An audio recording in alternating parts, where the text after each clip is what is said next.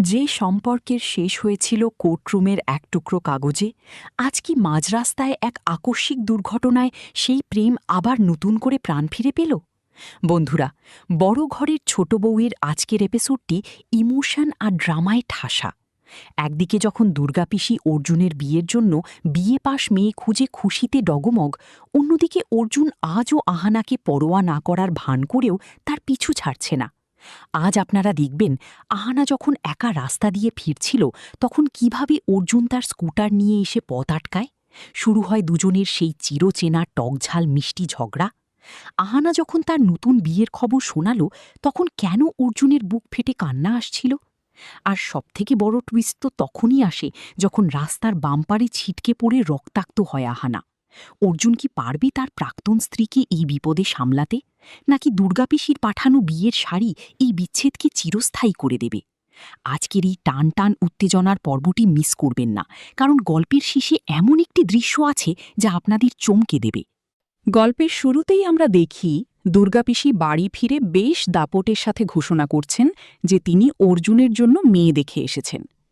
অর্জুন যখন অবাক হয়ে জিজ্ঞেস করে সে কি বিয়ের কথা সত্যিই বলেছে, তখন দুর্গাপিসি বেশ ঝেড়ে কাশেন।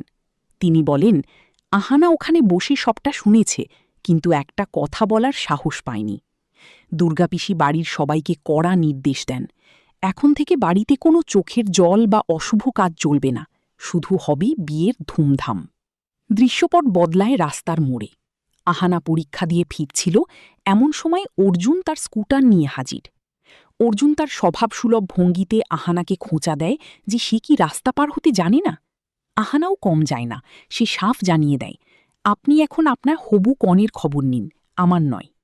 কিন্তু অর্জুনের মনে যে আজও আহানার জন্য টান আছে সেটা তার আচরণের প্রতি পদে ধরা পড়ে। যখন আহানা বলে যে শত্রুদা তার জন্য এক সুপাত্র ঠিক করেছেন, তখন অর্জুন ঈর্ষায় জ্বলতে থাকে। সে বলে, আমি বিয়ের পর আমার বউকে বাইরে কাজ করতে দেব না। আহানা এর যোগ্য জবাব দেয়, আপনার সংকীর্ণ চিন্তা আপনার কাছেই রাখুন। এরপর শুরু হয় এক অদ্ভুত দৃশ্য। রাস্তা অন্ধকার হয়ে আসছে দেখে অর্জুন জোর করে আহানাকে তার স্কুটারে তুলে নেয়। আহানা প্রথমে রাজি না হলেও শেষ পর্যন্ত বসতে বাধ্য হয়। অর্জুন তাকে বারবার সাবধান করে যেন সে তাকে শক্ত করে ধরে বসে, কিন্তু আহানার জিদ, সে অর্জুনকে স্পর্শও করবে না। ঠিক তখনই ঘটে সেই বিপত্তি। রাস্তার এক বড় বাম্পারে স্কুটার লাফিয়ে উঠতেই আহানা ছিটকে পড়ে যায় অর্জুনের উপর। অর্জুন বিদ্রুপ করে বলে, শেষ পর্যন্ত তো আমাকেই ধরতে হলো। কিন্তু আহানা যখন ওঠার চেষ্টা করে তখন দেখা যায় তার শরীর থেকে রক্ত বেরোচ্ছে। আহানার চোট দেখে অর্জুনের সব রাগ মুহূর্তেই জল হয়ে যায়। সে পাগলের মতো আহানার সেবা করতে শুরু করে। এই দৃশ্যটি আপনাকে মনে করিয়ে দেবে তাদের পুরনো দিনের ভালোবাসার কথা। বিচ্ছেদ হলেও তারা আজও একে অপরের প্রতি কতটা সংবেদনশীল তা এই দৃশ্যে স্পষ্ট। গল্পের মোড় ঘুরে যখন দুর্গাপিসি শত্রুদাকে একটি শাড়ি পাঠিয়ে অনুরোধ করেন যে আহানা যেন অর্জুনের বিয়েতে ওই শাড়িটি পরে। শত্রুদা কি পারবেন এই নিষ্ঠুর অনুরোধ আহানার কাছে রাখতে? এদিকে অর্জুন যখন আহানাকে বাড়ি পৌঁছে দিতে যায় তখন তাদের মধ্যে এক দীর্ঘ নীরবতা কাজ করে।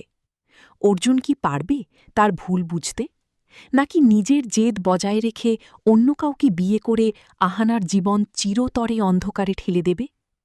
বন্ধুরা, আহানা কি দুর্গাপিসির পাঠানো সেই শাড়ি পরে অর্জুনের বিয়েতে উপস্থিত হবে, নাকি সেও শত্রুদার দেখা সেই ডিভোর্সি ছেলেটিকে বিয়ে করে নতুন জীবন শুরু করবে? এই সম্পর্কের সমীকরণ কোন দিকে মোড় নেবে তা জানতে হলে আমাদের পরবর্তী আপডেটগুলোর দিকে নজর রাখুন।